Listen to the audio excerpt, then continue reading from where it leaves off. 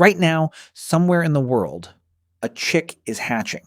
And if that chick is male, its entire future was already decided before it even broke through the shell. You eat chicken almost every week. You've probably cracked an egg this morning without thinking twice. But here's a question you've likely never asked. Every egg comes from a hen. Every hen came from a chicken family. So where are all the brothers? Hens lay eggs. Roosters don't. That single fact quietly built one of the strangest systems in modern agriculture. Because when a chicken hatches, there's roughly a 50% chance it's male. And on a farm built entirely around egg production, a 50% chance of getting an animal you can't use is a serious problem. So what actually happens to all those male chicks? Do they get raised for meat? Do they become farmyard roosters? Or do they simply vanish from the story? To understand the answer, you have to understand something surprising first. Male chicken meat is completely edible. There is nothing biologically wrong with it.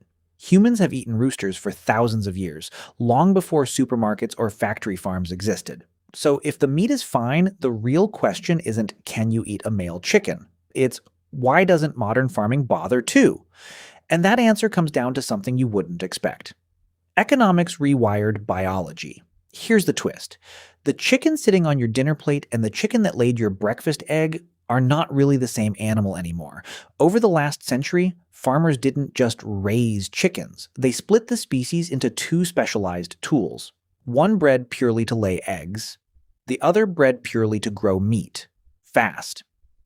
A modern laying hen can produce an egg almost every single day for most of the year. It's an astonishing biological output. But a male chick from that same egg-laying bloodline can't lay a single egg.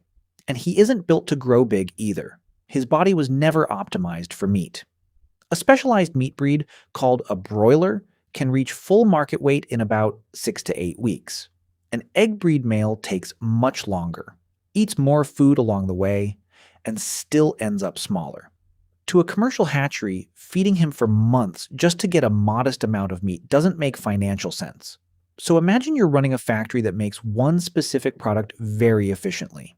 Now imagine half of your raw material arrives in a form your machines simply weren't designed to use. That's essentially what a male chick represents inside an egg production system. Not a waste product because of what he is. A waste product because of what the system was built to want. This is where the story gets uncomfortable. For decades, the common industry solution was simple and blunt. Newly hatched male chicks were separated and destroyed within hours of birth, a practice known as chick culling. It became one of the most criticized realities of industrial egg farming, precisely because the problem was never really about biology. It was about a production model with no place for him.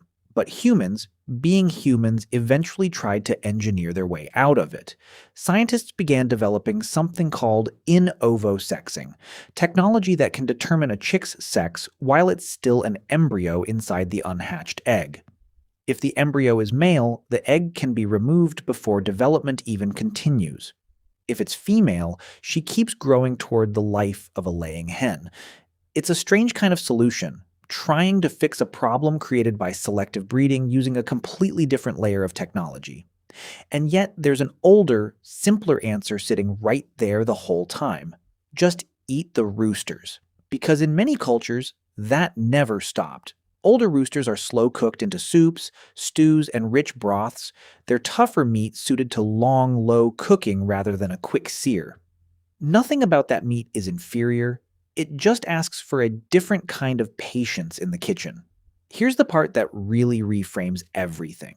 Chickens weren't originally domesticated just to end up divided into egg machine and meat machine. The earliest domesticated birds were valued for a much wider range of reasons. Eggs, yes, but also meat, feathers, fighting ability, and status. In some societies, a rooster wasn't food at all. He was a symbol. His crow marked the beginning of the day. His aggression and posture became linked to courage. In many cultures, cockfighting turned him into something closer to an athlete than livestock. So, when did the rooster's value collapse? Not because of anything biological.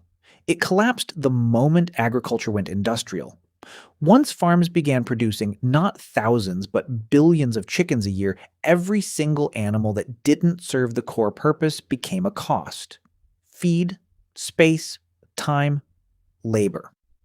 At that scale, even small inefficiencies multiply into enormous numbers. And a male chick from an egg laying line checks almost every box for inefficient. He can't lay eggs, and he grows meat too slowly to compete with a specialized broiler. Notice what actually happened here. A perfectly healthy, biologically normal animal became nearly worthless, not because nature designed him that way, but because a production system optimized around specialization left no efficient role for him to fill. His value didn't disappear, it was engineered out, and this pattern isn't unique to chickens. For thousands of years, humans haven't simply domesticated animals and left them alone. Humans reshape them, generation after generation, selecting for the traits that serve a purpose and quietly discarding the ones that don't. Push that process far enough, across enough decades, and you don't just get a slightly different animal. You get something closer to a living tool, purpose-built, and increasingly narrow. The modern chicken is maybe the clearest example of that anywhere in agriculture. A single wild jungle bird, over time, split into an egg-producing specialist and a meat-producing specialist. Two versions of the same species now doing almost entirely different jobs. So why don't you eat male chickens? The honest answer is, sometimes you do, and it's always been possible. But in large-scale modern egg farming, most male chicks simply don't fit the machine that was built. They're the wrong tool for a job optimized down to the smallest inefficiency. And that leaves you with something worth sitting with. The chicken in your refrigerator, the egg in your kitchen, and the rooster crowing somewhere in a farmyard all technically belong to the same species. But after thousands of years of human decisions about what counts as useful, they no longer live the same life or serve the same purpose. Somewhere in that system, the male chick ended up caught in the middle of a world humans built entirely around his sisters.